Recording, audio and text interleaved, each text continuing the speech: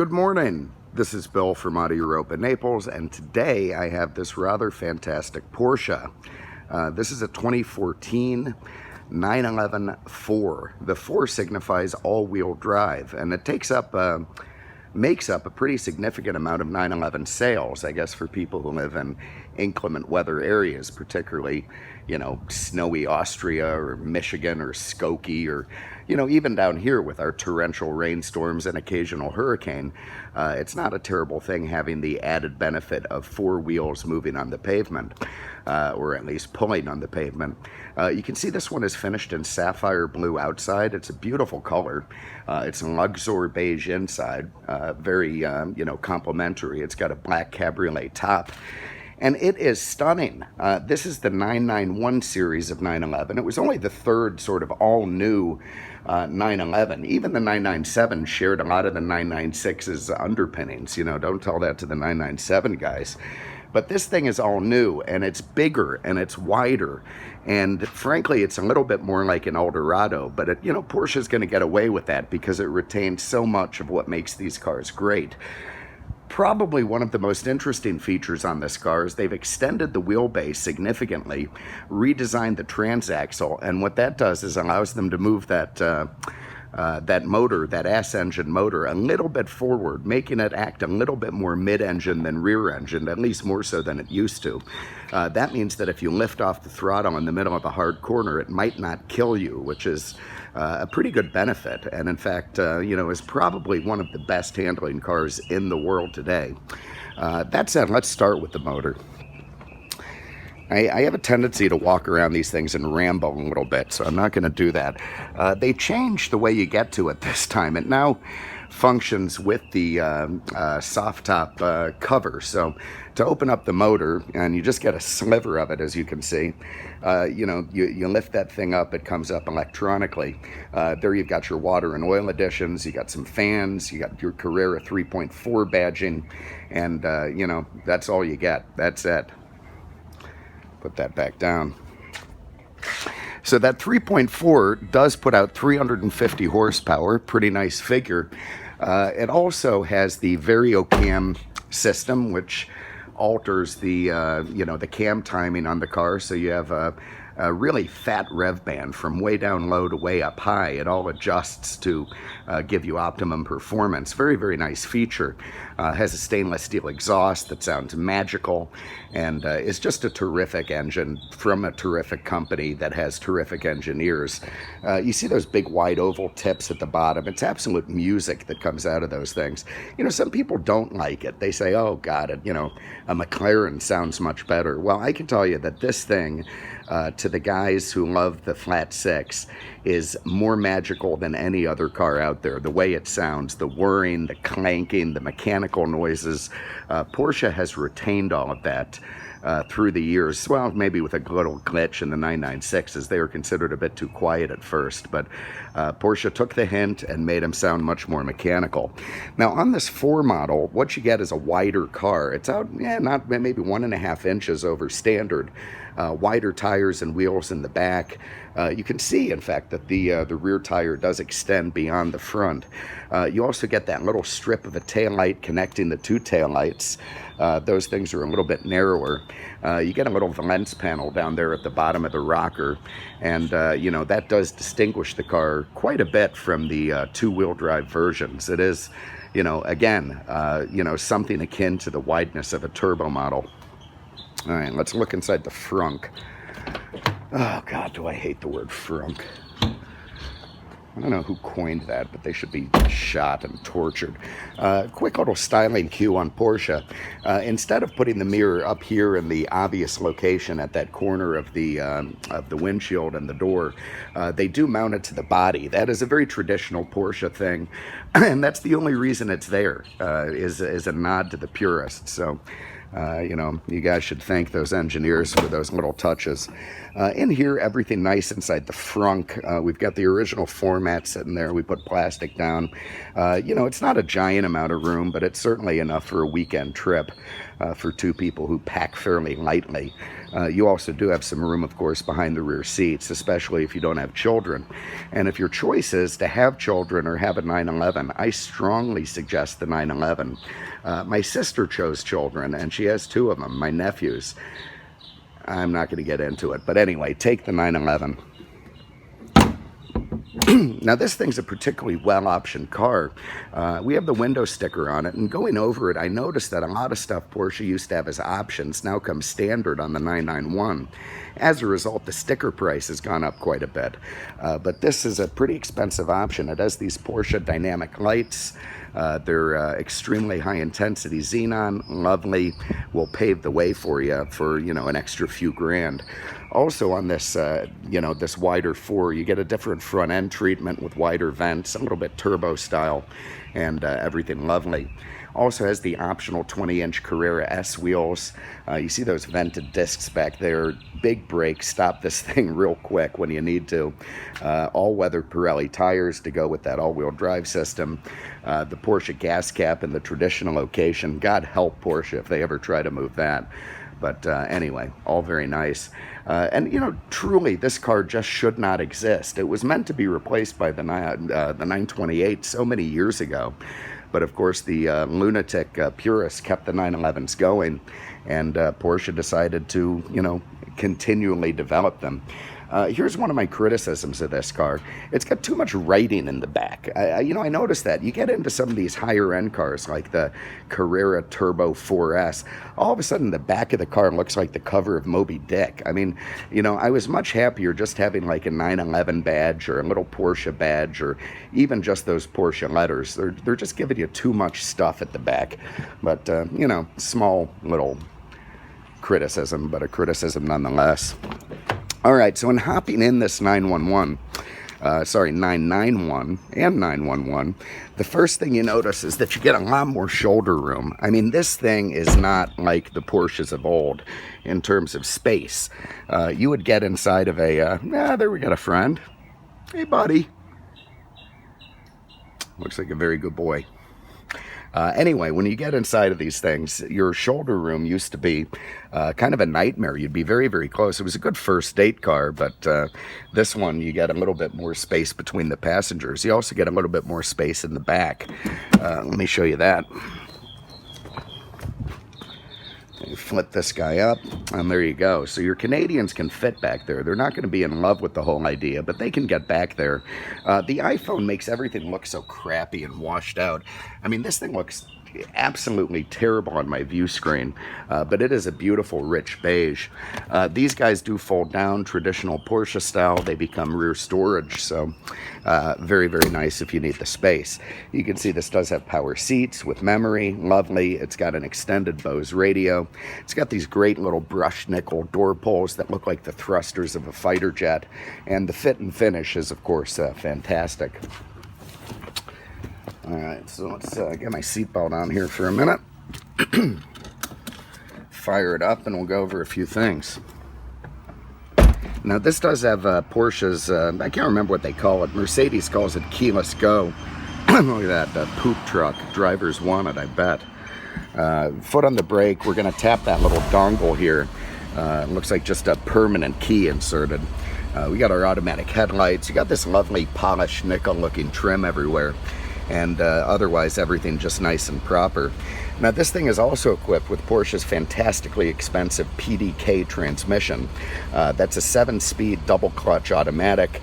A very, very popular transmission because it behaves so lovely and sportingly. That said, it has a name. PDK stands for some 27-letter German word that, is frankly ridiculous. I mean, for Christ's sake, don't do that to torture people trying to learn the language. Call it something zippy with 7 letters, the pedunca or the peduta or whatever you want to call it. Just don't give it 27 letters. It's more than you need. Okay, very classically laid out Porsche instrument cluster. It's funny, you can hear that flat 6 whirring behind us. I hope it's not overpowering.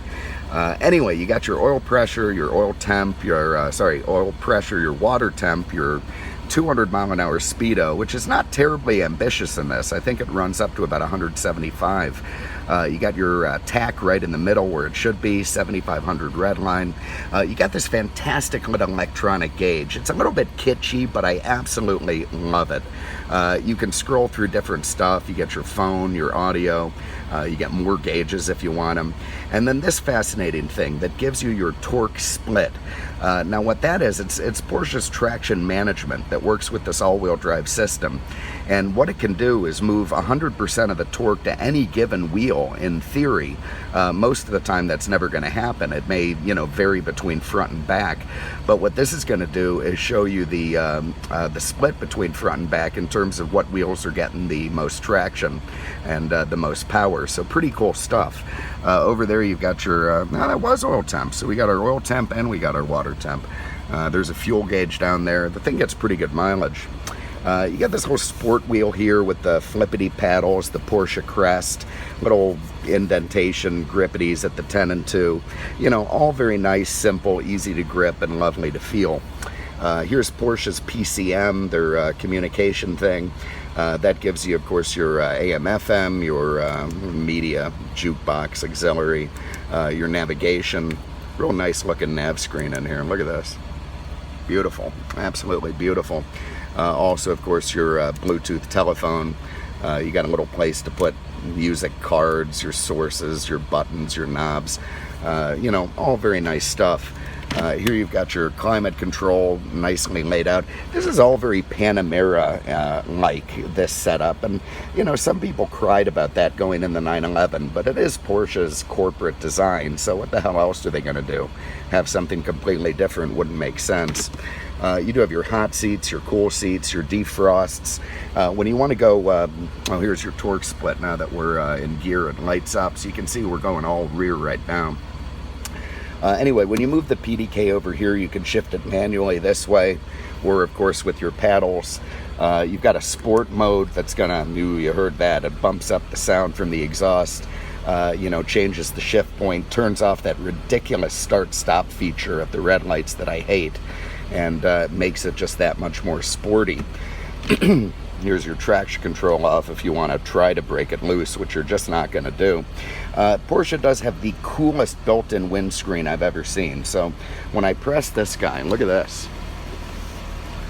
Up comes this very well-engineered windscreen, which is nice because whenever they have those things separate from the car, they're gone in about 8.2 seconds. So that one's going to still be with the car. It'll be interesting to see if it keeps working after years.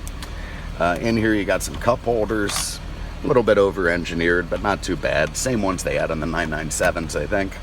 And of course a glove box here, which is nice that we have some window stickers. So you also got an outlet for your auxiliary and USB. Let me open this thing up so you can have a look at it. If you want to pause on it, guys who are shopping for these things, you can have a look. But there you see all the different stuff that it has. Stickered out at an incredible 117.3. And it's, very well equipped, but not even loaded. So, I mean, these things can get even more. It's absolutely loaded with technology and equipment. Here's the options if you want to zoom in on them. Very, very nice stuff. And otherwise, just a beautifully kept one-owner Naples car with 9,000 miles on it. The Bose, again, extended Bose, sounds terrific. And let's see what we got today anyway. We'll go over to tuner. No XM signal. All right, well, we'll see as we go. I suppose I should run the top up for you, so let's do that. Here's another complaint on the car. Okay, top down I get. It's easy. Finger in, light pull back. Top up, I mean, there's just no... it's kind of an unpleasant... okay, I guess the back of the thumb. Up comes that engine top cover. Up comes the Cabriolet cover. Little grappling hook closes it. Up come the windows. And up comes the top. And that thing, you heard the change in the volume. It really, really seals well. Okay, so now you can see with the top up. Here's one of the big differences of the 991. Look how raked back that windshield is compared to earlier models. Also, the hood's a bit shorter. This is something they had wanted to do way back with the 993s, but they just didn't have the money for that redesign. Well, that's changed. Porsche now makes a shitload of money, so they're able to do whatever the hell they want, and they did on this car. That roofline is wide, it is low, it is sleek. Look at that back window. It's almost horizontal in terms of its positioning. Absolutely incredible stuff. Real quick before we go, and I know it's loud, that little compartment here is a rear spoiler that's going to pop up at speed and keep your rump end planted onto the pavement. All right, hell with it all. Let's go for a spin.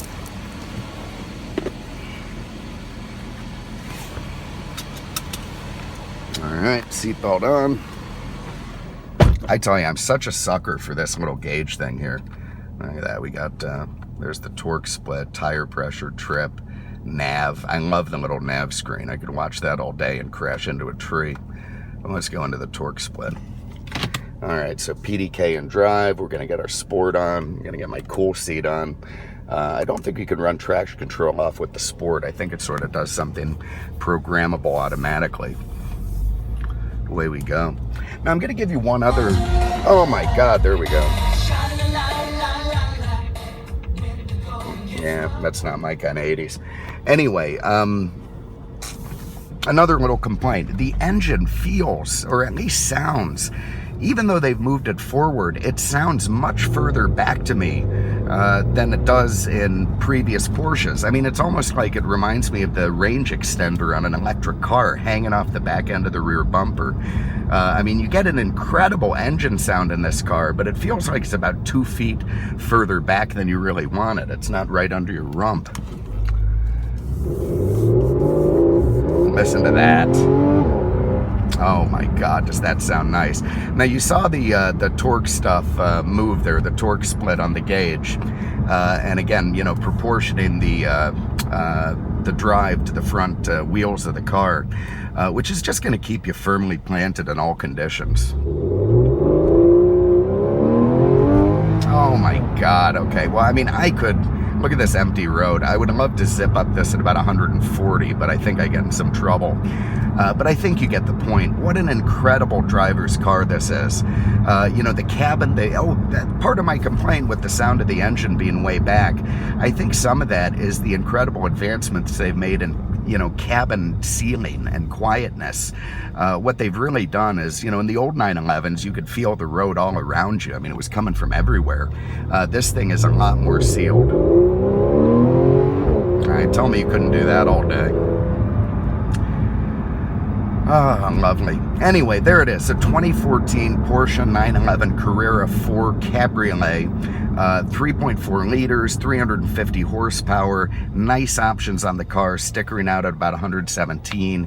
You got PCM, you got PTM, you got PSM, you got VarioCam, you got accident avoidance stuff. You got the PDK double clutch. You know, there's nothing to not love about this particular car. If you have an interest, give us a call, 239-649-7300, on the web at mercedesexpert.com. I'm going to go cause some traffic mayhem and have a little bit of fun this morning, and we hope to see you with the next one. Take care.